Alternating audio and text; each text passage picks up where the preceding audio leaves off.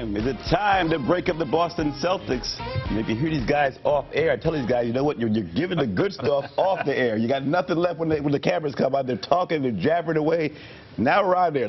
You continue the conversation you had off. Just go ahead and ask your question. I'm just out of it because you guys were going ahead. I'm out of this. Before we get to break up the Celtics, let's talk about what happened in the playoffs. And Jeff made a good point. The Bulls were injured.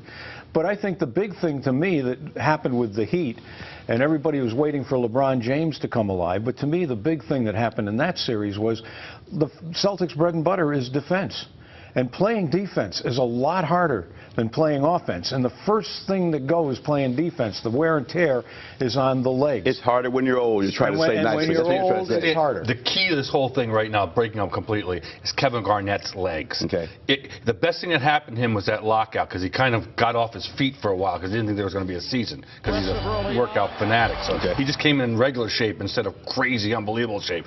So if you could guarantee his knee will hold up through next season, go after him, sell Kevin, come back, and at that point, I think Ray's away from that. I really do. But you still have KG and Pierce, Bradley, you know, and you have Rondo, obviously. You got hope that he continues to mature. You know what? And you have a team. You know what, Jeff? And I think you hit on something, and it was a kind of a double-edged sword. Now, they played a shortened season, 66 games, which gave them an opportunity to rest up for a couple more months, kind of get themselves physically and mentally prepared for this.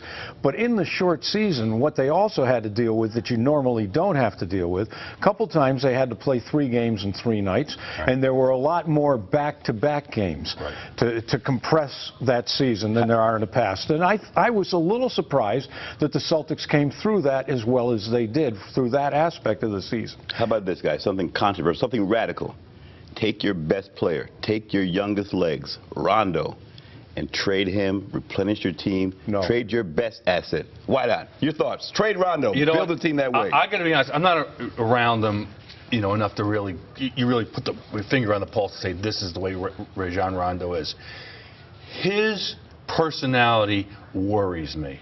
Why? How so? What about it? It is mercurial? Or pouty sometimes, difficult to... Moody. And I love my point guard to be like Mother Teresa, you know, always giving and giving and giving, and you can't always get that. But as he matures, he's going to have to learn to be as giving off the court and as a team leader as he is on the court. I just wish he acted off the court like he did on the court. Is it a personality issue or I thought his immaturity showed through a couple times in the playoffs on the court, where he got them into some trouble because he got a little hot over calls. That's true. The overall maturity aspect of Rajon Rondo is going to be a big key for the Celtics, but I would not trade him. I think that you've got to have a focal point that you build your team around, and I think right now he's the guy. He transformed the big 3 of the Celtics into the big 4. And if the other guys had been as young as Rondo and had the 26. Yeah, right. Their big 4 would have probably been able to outshine anybody else's big 3. Let me say something that's just an overall picture. 5 years there. I would say absolutely it was great they brought them together. What a re-energized for professional, basketball in New England. But 1 championship. That's kind of just about a break even. You know what I mean? Great. If Perk doesn't get hurt in Game 7 in L.A., they might have won. If this ride was terrific this year. That's not enough for you. 1 championship. You wanted more, huh? Well, no, I guess I wanted 2. I guess I wanted 2. You ever heard of Kobe? But the fact that championship came and then 4 years went by after it with the same nucleus and no other championship. Tough crowd right here. Wanted too much? Man, it's a tough crowd. They had it in their hands at that in 10. But look, right now, Miami's better. And Chicago's better with a healthy Derrick Rose. You've got Indiana, which really put a deep team together. The Celtics, the thing that worries me about just going status quo here too much is that they are eroding. And if you're going to be satisfied with them being the 3rd or 4th next year, and then hopefully in the playoffs, reach back to the old days. But I think this year, they already did reach back to the old days this year. How about this, Stan? Yep.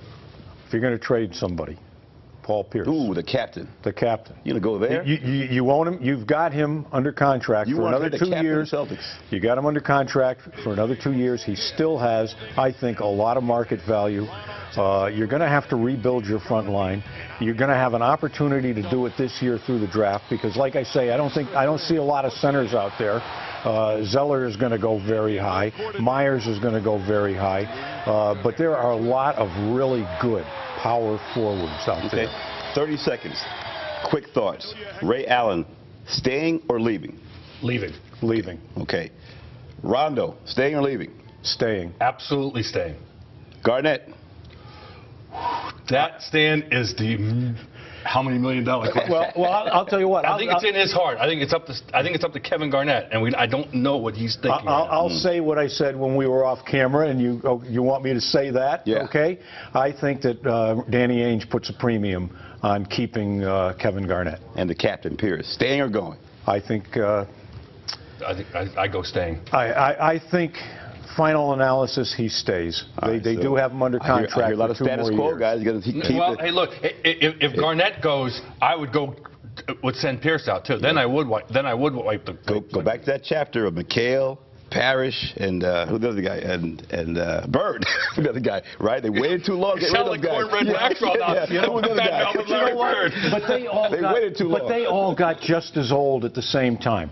I think. But it took 10 years to rebuild. I think you still have mileage in Pierce, and I still think you have some mileage in Garnett. You got to tell the heart. You're going with your hearts right now, not your heads. All right, when we come back, folks, we'll talk about an emerging scandal surrounding UConn women's basketball coach Gino Auriemma and what this distraction means for UConn and the women's Olympics basketball team that Auriemma is coaching. You're watching the Stan Simpson Show. Remember, catch the show 24/7 at ctnow.com/Stan. Like us on Facebook. Follow us on Twitter. Don't go away.